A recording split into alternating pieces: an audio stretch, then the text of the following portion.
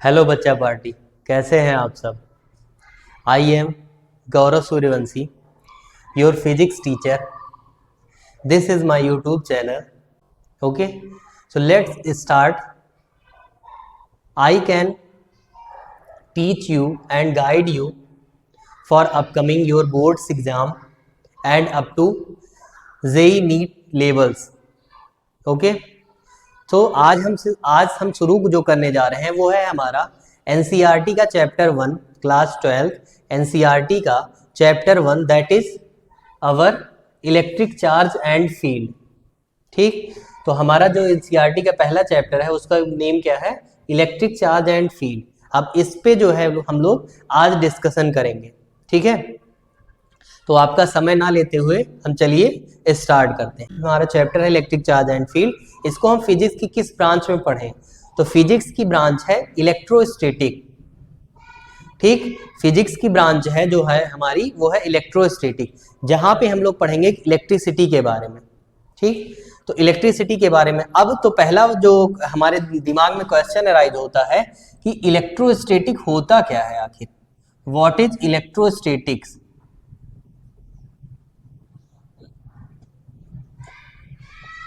ठीक, यहां पे हमने लिखा इलेक्ट्रोस्टैटिक। अब यहां पर आप लोग देख रहे होंगे, अगर हम इसको तोड़ तोड़ के पढ़ें, ठीक, तोड़ तोड़ के पढ़ने का मतलब क्या है कि ये दो वर्ड से मिलके बना हुआ है। एक है हमारा क्या, इलेक्ट्रो, और दूसरा वर्ड जो है वहां पे वो है स्टैटिक्स।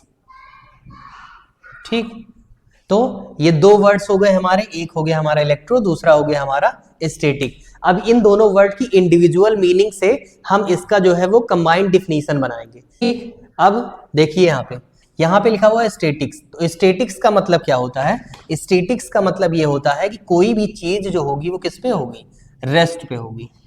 ठीक, अब यहाँ पे वो कोई चीज, यहाँ पे वो जो कोई चीज है वो क्या है, ठीक, वो क्वांटिटी 11th में पढ़ के रखे ना, वो क्वांटिटी कौन सी क्वांटिटी होगी जो यहाँ पे क्या होगी, रेस्ट पे होगी।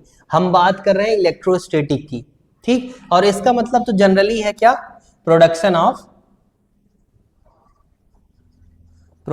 Of electricity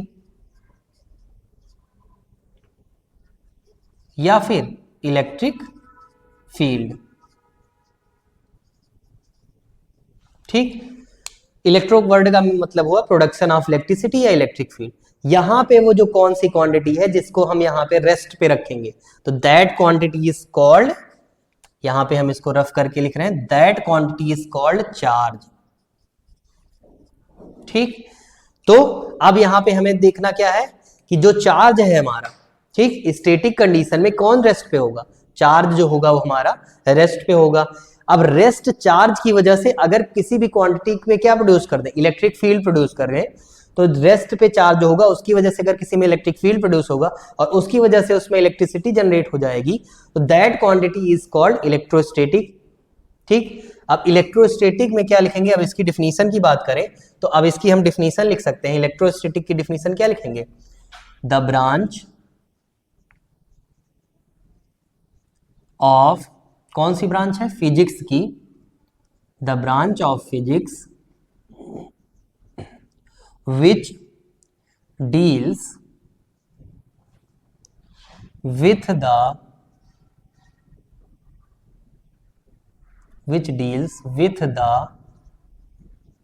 phenomena of charge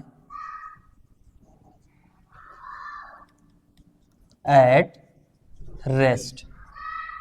ठीक, तो ये हमारी डिफिनीशन हो गई इलेक्ट्रोस्टैटिक की। The branch of physics which deals with the phenomena of charge at rest is called electrostatic. यहाँ पे एक वर्ड है इलेक्ट्रोस्टैटिक, हम लोग पढ़ रहे हैं फर्स्ट जो दो चैप्टर है हमारे, इलेक्ट्रिक चार्ज एंड फील्ड, और इसके बाद जो है इलेक्ट्रिक पोटेंशियल एंड कैपेसिटेंस। इन दोनों चैप्टर्स में हम चार्ज को किस पे रखेंगे, रेस्ट पे रखेंगे।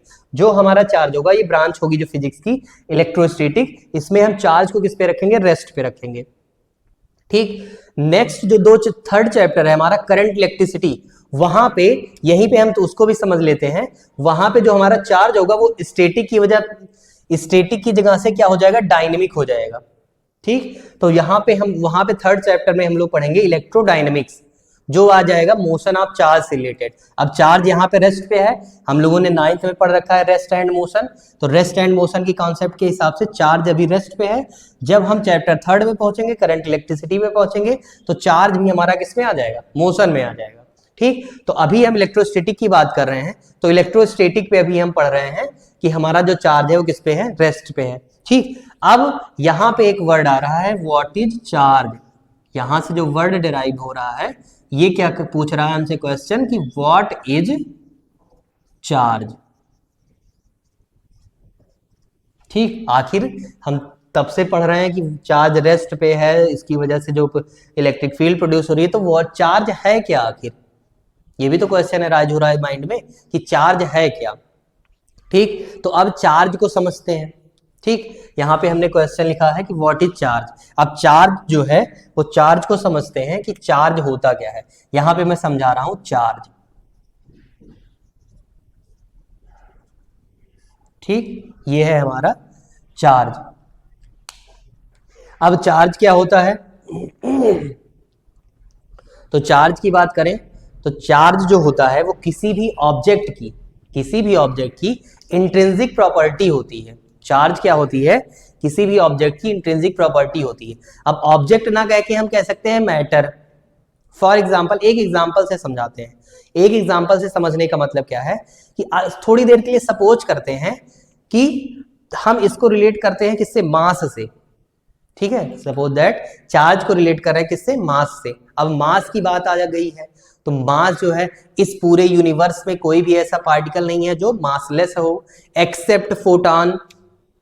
ठीक, यहां पे स्टार पॉइंट बनाने की बात यह है कि फोटॉन के अलावा हम बात कर रहे हैं किसकी, चार्ज मास की बात कर रहे हैं, तो मास में जो है फोटॉन को छोड़कर इस यूनिवर्स में कोई भी ऐसी क्वांटिटी नहीं है जो मासलेस हो, जिसका कोई मास ना हो।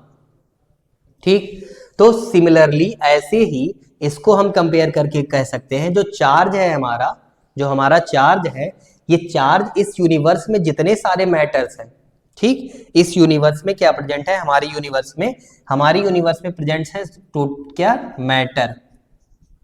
ठीक, अब मैटर प्रेजेंट है। मैटर हम सब लोग जानते हैं क्या कि मैटर जो होता है वो किससे मिलके बना होता है, मैटर 3 चीजों से मिलके बना होता है।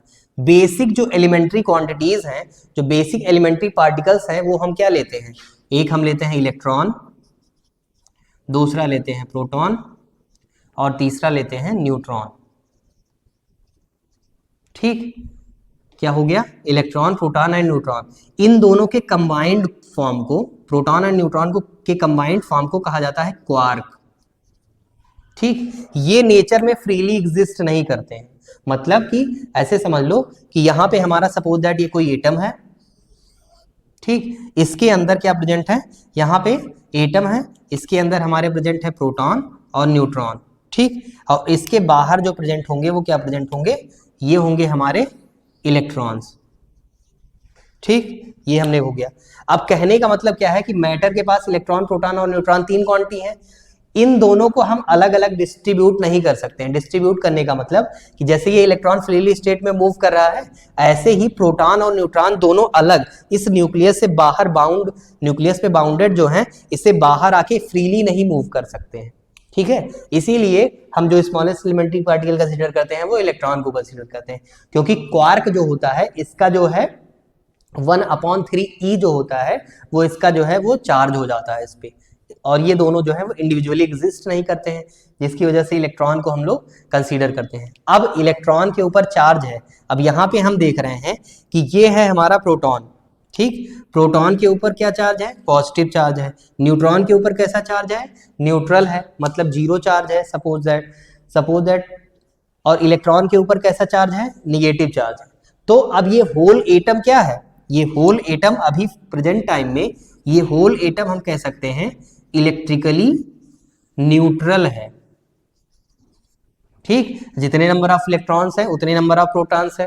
ठीक, तो ये पूरा एटम क्या है, इलेक्ट्रिकली न्यूट्रल है। सिमिलरली कोई भी मैटर, सपोज दैट ये मार्कर है मेरे पास, ठीक, सपोज दैट ये मार्कर जो है मेरे पास, ये मार्कर, ये अभी प्रेजेंट कंडीशन में इलेक्ट्रिकली न्यूट्रल है, इसके पास भी प्रोटॉन, इलेक्ट्रॉन और न्यूट्रॉन प्रेजेंट है, इलेक्ट्रॉन, प्रोटॉन और न्यूट्रॉन इसके पास भी प्रेजेंट है, लेकिन अभी भी ये अभी क्या है, ये इलेक्ट्रिकली न्यूट्रल है। अब जब ये इलेक्ट्रिकली न्यूट्रल है तो बात आती है कि तो फिर चार्ज कहाँ से डेवलप हो रहा है। ठीक, तो अब चार्ज डेवलप होने का मतलब क्या है कि यहाँ पे जो ये हमने समझाया कि इलेक्ट्रिकली न्यूट्रल है, इलेक्ट्रॉन, प्रोटॉन, न्यूट्रॉन। अब चार्ज जो होती है वो किसी भी क्वांटिटी की इंट्रिंसिक प्रॉपर्टी होती है। ठीक, जैसे मास के कंपेयर करें तो मास किसी भी ऑब्जेक्ट की इंट्रिंसिक प्रॉपर्टी है, सिमिलरली चार्ज भी जो होता है वो चार्ज भी किसी भी प्रॉपर्टी की, किसी भी मैटर की इंट्रिंसिक प्रॉपर्टी होती है, वो उसको बोलते हैं चार्ज। ठीक, अब हम इस लिखते हैं कि जो हमारा चार्ज है वो चार्ज की एक्चुअल में डिफिनीशन क्या होगी। हम लोग बात कर रहे हैं चार्ज की।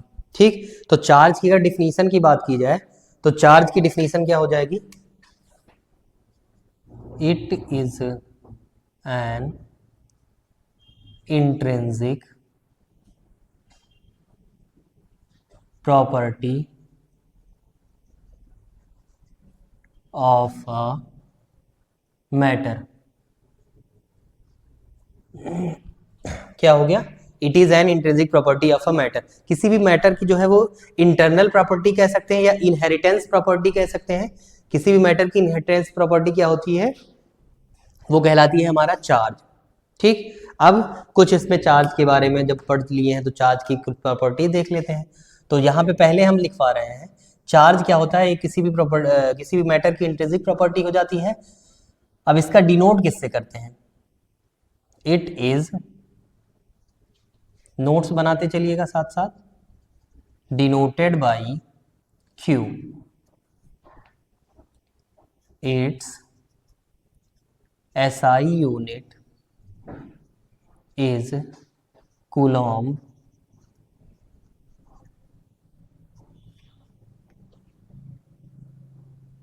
It is a scalar quantity. Charge के बारे में इतनी प्रॉपर्टी है। चार्ज की एक इंट्रिंसिक प्रॉपर्टी होती है किसी भी मैटर की, इसको डिनोट करते हैं प्लस क्यू से। It is the, it's SI unit is Coulomb and it is the scalar quantity. ठीक, नाउ अब मूव करते हैं टाइप्स ऑफ चार्जेस।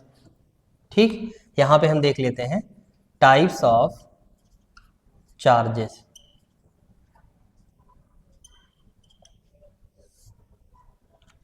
ठीक, तो दो टाइप के चार्जेस हो जाएंगे, पहला और दूसरा। पहला है आपका positive charge,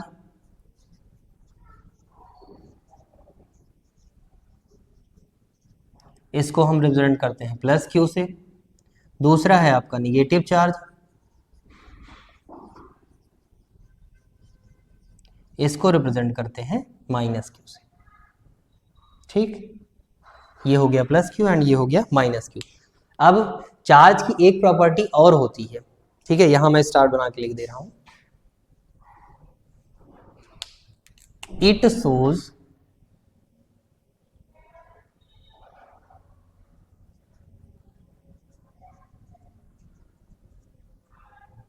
attraction as well as repulsion.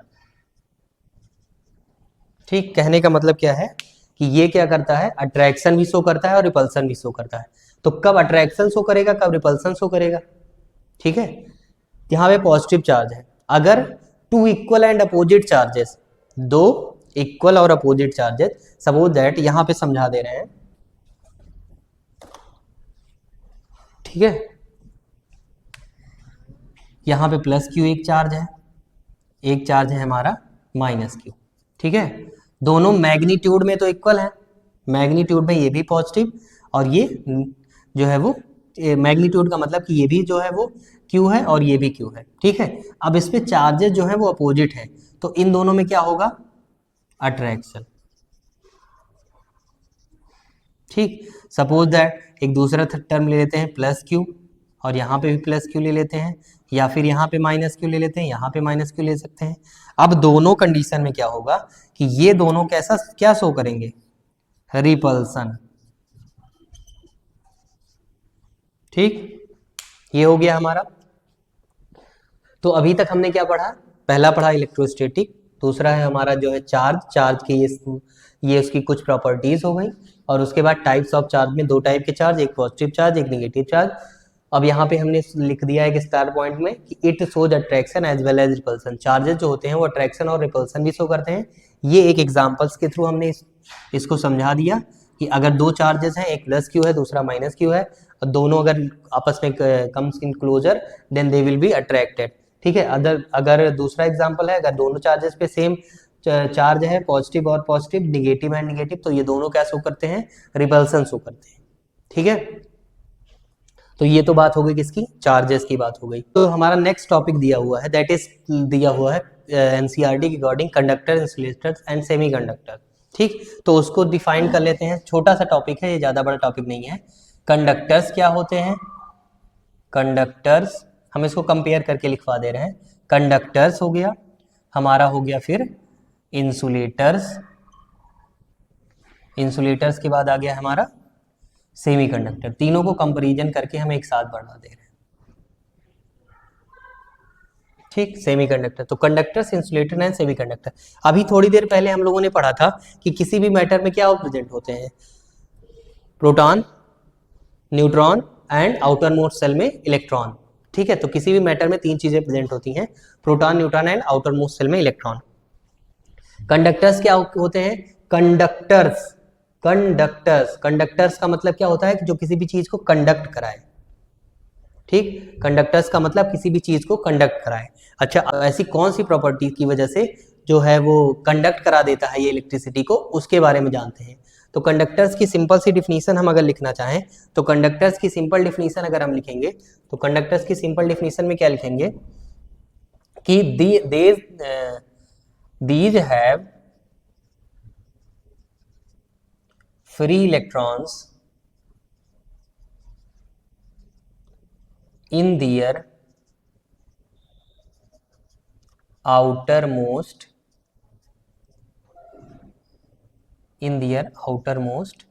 cells। ठीक, कंडक्टर्स ऐसे मटेरियल्स होते हैं जिसके आउटर मोस्ट सेल में जो है वो फ्री इलेक्ट्रॉन्स होते हैं। ठीक, फॉर एग्जांपल जनरली जो है वो एग्जांपल में अगर हम देखा जाए तो जो जितने सारे मेटल्स होते हैं, एग्जांपल की बात करें तो जितने सारे मेटल्स होते हैं उनके आउटर मोस्ट सेल में 1 इलेक्ट्रॉन, 2 इलेक्ट्रॉन या बेसिकली 3 इलेक्ट्रॉन्स होते हैं।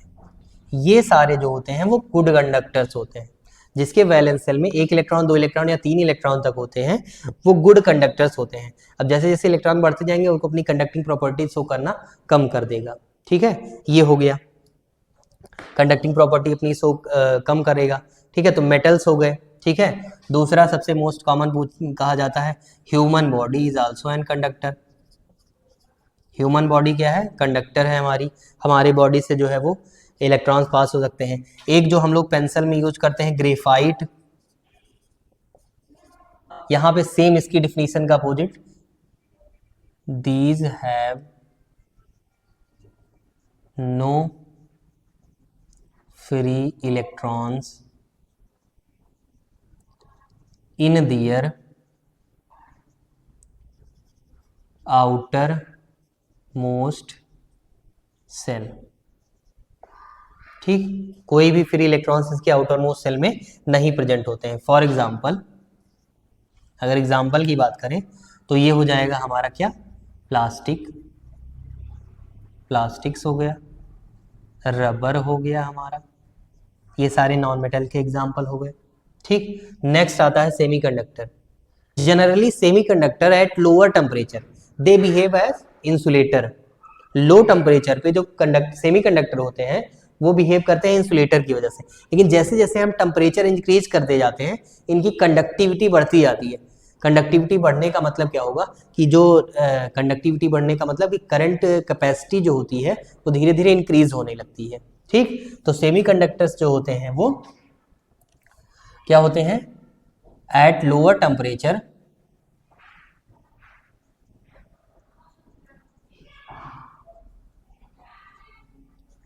they behaves as insulators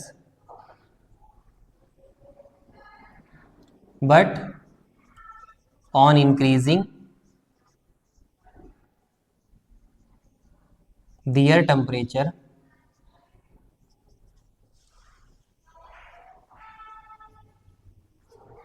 at lower temperature they behave as insulator, but on increasing temperature these have property of conductors. ठीक, अब इसके एग्जांपल्स में अगर लिखना चाहें तो इसके एग्जांपल्स में क्या लिख सकते हैं? इसके एग्जांपल्स में हो जाएगा हमारा जो silicon, atomic symbol Si, germanium, इसका एटॉमिक सिंबल होता है G, ठीक है। ये सारे जो होते हैं वो हमारे क्या हो जाते हैं? सेमीकंडक्टर।